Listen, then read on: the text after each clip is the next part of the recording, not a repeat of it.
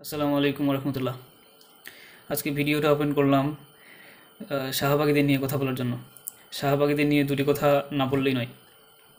অনেকেই শাহবাগীদের নিয়ে কথা বলতেছে, কিন্তু বাংলাদেশের মাটিতে সর্বপ্রথম মবের কালচার ঢুকিয়েছে শাহবাগীরা। বিচার নয়, ফাঁসি চাই, এই ধরনের মবের মাধ্যমে জামাত নেতাদের জুডিশিয়াল কিলিং ঘটিয়েছে হাসিনা, ভারত এবং শাহবাগীরা মিলে।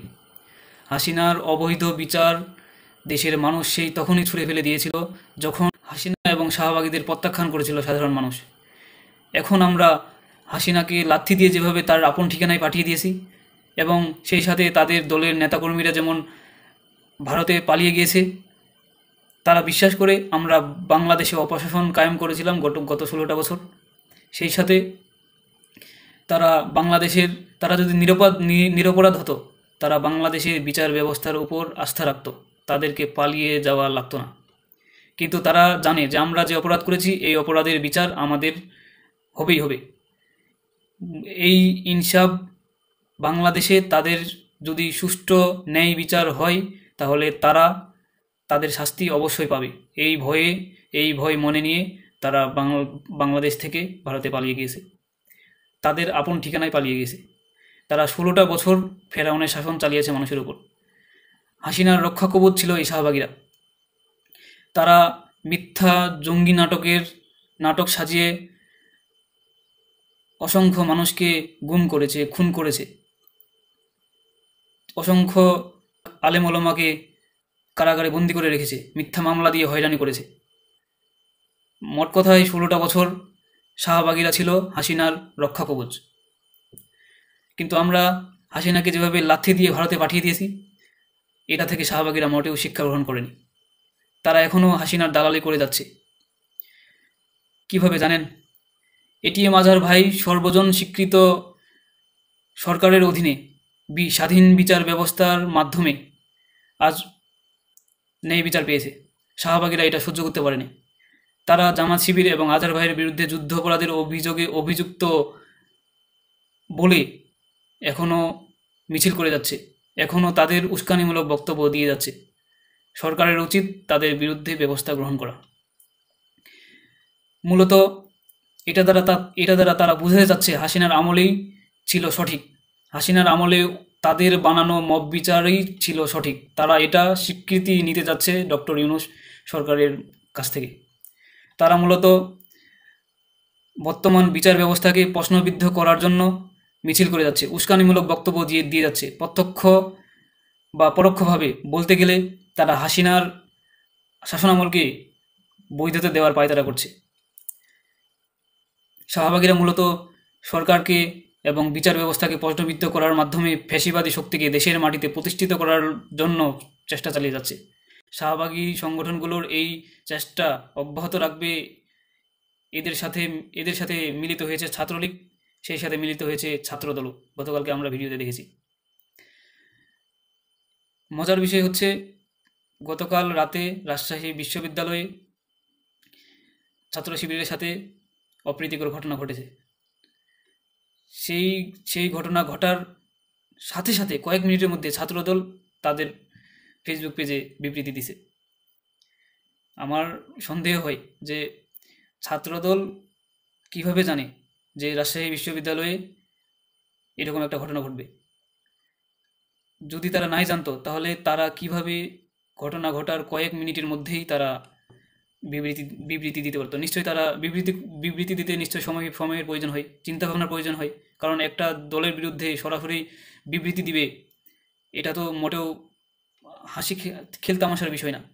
তারা অবশ্যই চিন্তাভাবনা করে একসাথে বসে আলাপ আলোচনা করে বিবৃতিটা দিছে। আমার কথা হচ্ছে যে সংঘর্ষ হওয়ার কয়েক মিনিটের মধ্যে তারা কিভাবে বিবৃতি দিতে পারলো? নিশ্চয়ই তাদের দেওয়া বিবৃতির আগেই প্রস্তুত করে রাখছিল। এটা আমার ধারণা। এই ব্যাখ্যা তারা ভালোভাবে দিতে পারবে।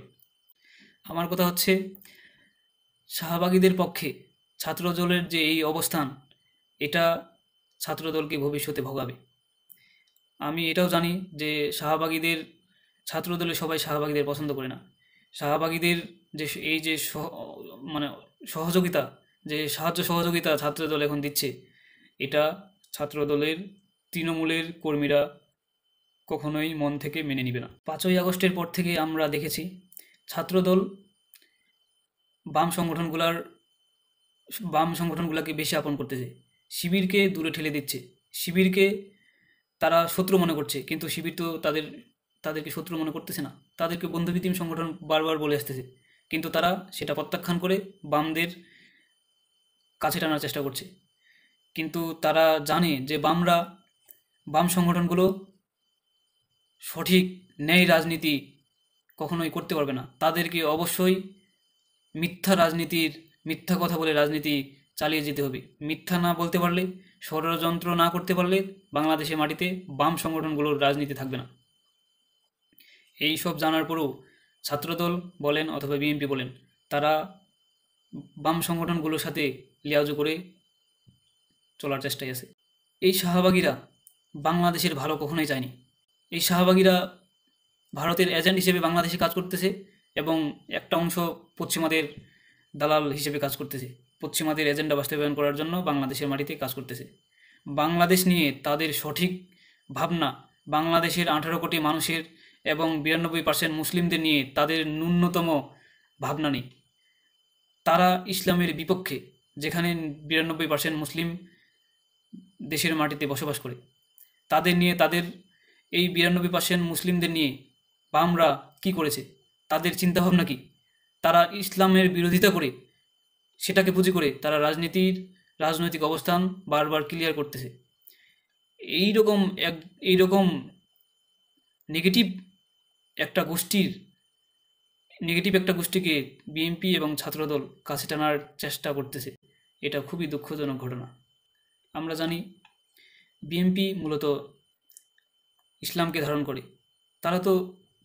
তারা যদি এখন শাহবাগীদের সাথে মিলিত হয়, শাহবাগীদের সাথে আতাত করে, তাহলে তারা তো ইসলামের বিপক্ষে চলে যাচ্ছে। বাংলাদেশের মাটিতে শাহবাগীরা যে খেলা শুরু করেছে, যে ষড়যন্ত্র শুরু করেছে, সেই ষড়যন্ত্রে বিএনপি, ছাত্রদল সেই 5ই আগস্টের পর থেকেই পা দিয়ে রেখেছে। তাদেরকে ফেরানো কঠিন। তারা এক জামাতকে, এক শিবিরকে, এনসিপিকে রুখার জন্য তারা বাম সংগঠনগুলোকে কাজে লাগাচ্ছে। ইভেন কিছু কিছু ক্ষেত্রে আওয়ামী লীগের নেতাকর্মীদেরকে দলে ভিড়াচ্ছে। এগুলো তো ভাই রাজনীতি না, এগুলো ফ্যাসিস্টদের পুনর্বাসন করা হচ্ছে। শাহবাগীরা যদি দেশের 18 কোটি মানুষকে ওন করত, বাম সংগঠনগুলো যদি দেশের 18 কোটি মানুষকে ওন করত, তাহলে অবশ্যই মুসলিমদের পক্ষে তাদের কথা বলার দরকার ছিল না। তারা প্রত্যেকটা সময় ইসলামের বিপক্ষে গিয়েছে, যেখানে 92% মানুষ ইসলামকে মনে প্রাণে ধারণ করে। শাহবাগীরা এবং বাম সংগঠনগুলো ইসলামের বিপক্ষে বারবার অবস্থান নিয়েছে। তাদের অবস্থান সুস্পষ্টভাবে আমরা দেখেছি। যাই হোক, আমি সর্বশেষ বলতে চাই যে তারা যে আজহার ভাইকে যুদ্ধ অপরাধীর বলতেছে, এখনও এই সঠিক ন্যায় বিচার পাওয়ার পরেও আমার বলা উচিত জামাত ইসলামী যেন এইসব শাহবাগীদের বিরুদ্ধে মানহানিকর মামলা করে। কারণ একজন নিরপরাধ নির্দোষ মানুষকে 14টা বছর বিনা কারণে বন্দি থাকতে হয়েছে। 14টা বছর আজহার ভাইয়ের জীবন থেকে চলে গিয়েছে। 14টা বছর একটা মানুষ বিনা অপরাধে জেলখানায় থেকেছে, সেই সাথে আশঙ্কায় থেকেছে দিনের পর দিন যে কখন জানি হাসিনা আমাকে ঝুলিয়ে দেয়। এরকম একটা মানুষ যখন ন্যায় বিচার পায়, এই ন্যায় বিচার শাহবাগীরা, হাসিনা এবং ভারত সহ্য করতে পারতেছে না। এখনও তারা যুদ্ধ অপরাধী বলে আজহার ভাইয়ের মান সম্মান ক্ষুণ্ণ করার চেষ্টা করতেছে। জামাতের উচিত, আজহার ভাইয়ের উচিত এইসব শাহবাগীদের বিরুদ্ধে মামলা করা, মানহানিকর মামলা করা। যুদ্ধ অপরাধী বড় একটা বিষয়। যে মানুষটা 71 সালে যুদ্ধের সময় কোনো অপরাধ করেনি, কেউ প্রমাণ করতে পারেনি, এবং সেটা আজকে প্রমাণিত হয়েছে, তারপরেও তাকে যুদ্ধ অপরাধী বানানো, এটা তার মানের হানি মনে করি। আজহার ভাইয়ের উচিত, জামাত ইসলামের উচিত শাহবাগীদের বিরুদ্ধে ব্যবস্থা নেওয়া এবং শাহবাগীদের বিচারের জন্য আইনি পদক্ষেপ গ্রহণ করা।